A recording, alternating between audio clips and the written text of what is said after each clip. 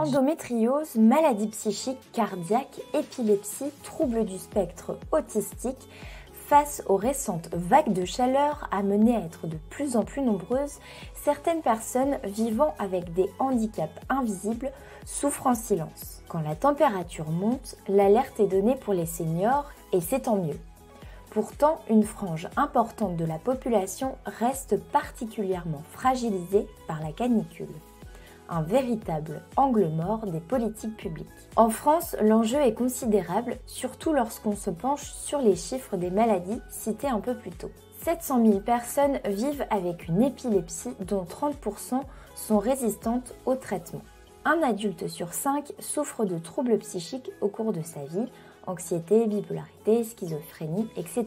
Entre 1 et 2% de la population est concernée par un trouble du spectre de l'autisme. Concrètement, quels sont les désagréments rencontrés lorsque le thermomètre s'affole ? Pour les personnes épileptiques, celles-ci doivent composer avec un risque accru de faire des crises et de voir les effets secondaires de leur traitement s'intensifier.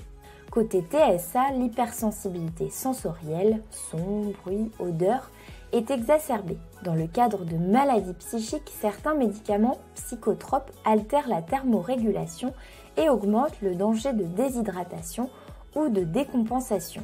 Une étude de 2022 montre qu'aux États-Unis, les admissions à l'hôpital pour des urgences psychiatriques augmentent en moyenne de 8% lors des jours de forte chaleur.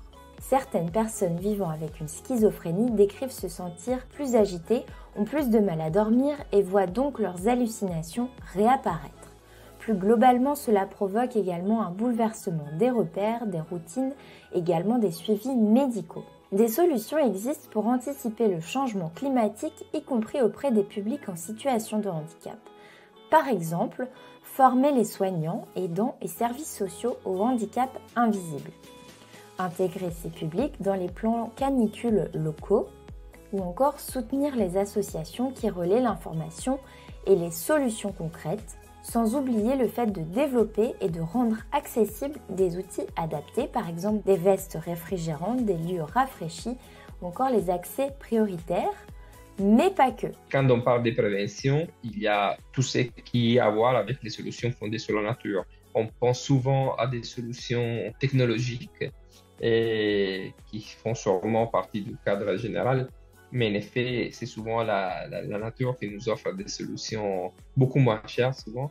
Mais c'est une question de volonté politique d'investir. Et on sait, il y a des preuves croissantes scientifiques sur des études vraiment dans différents pays qui démontrent comme l'exposition au vert ont un impact positif sur la santé mentale. Ça passe notamment par la végétalisation en milieu urbain, la création d'îlots de fraîcheur ou encore un accès facilité aux espaces verts en dehors des villes.